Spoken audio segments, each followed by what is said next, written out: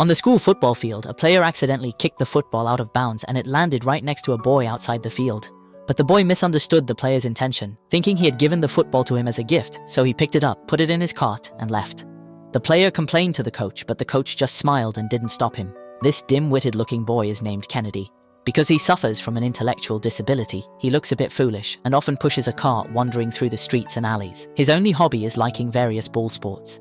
The next day, the boy suffered retaliation from the players. They locked Kennedy in the warehouse and then kept throwing footballs at the warehouse door. They enjoyed it tirelessly, laughing with ridicule. The coach realized something was wrong and rushed over. He opened the warehouse door and saw Kennedy with his hands and feet tied, curled up in the corner, crying in fear. The coach hurriedly went up to comfort him and untied the tape, but he was already scared into a panic and ran away. To punish the players, the coach planned to increase their training load tomorrow. 2 days later, Kennedy came to the training ground with the football again. Seeing this, the coach stopped him to apologize. He carefully handed the ball to the coach, but the coach didn't take it back. Instead, he gave the ball to him. The coach had long seen that he liked the sport of football and planned to invite him to the team as an assistant coach.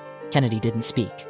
He just pushed his cart and walked away silently. The next day, Kennedy came to the field to watch the game again. The coach saw him and asked the assistant coach to bring him a bottle of water, and he gradually felt the coach's kindness. After training, the coach invited him to sit in the office. He hesitated for a while, but finally let down his guard and followed the coach in. In the office, Kennedy was very interested in an old radio. Seeing that he liked it, the coach gave it to him. Gradually, Kennedy opened his heart and agreed to be his assistant coach. The first time he entered the stadium, the coach grandly introduced him to the players. Although Kennedy did his best, the players would still tease him from time to time. Faced with this teasing, Kennedy did not hold a grudge, but instead enlightened and cheered on the players who bullied him. Soon, the official game began. Because the players were tense, they lost miserably in the first half. Kennedy tried even harder to make them relax and kept encouraging them. Unexpectedly, they really won the next game. After that game, Kennedy was named the field's best mascot. But then a lot of bad reviews followed. People said he was a fool, a tool for the team to get attention. But the coach didn't care. The next day, he continued to drive Kennedy home on time every day.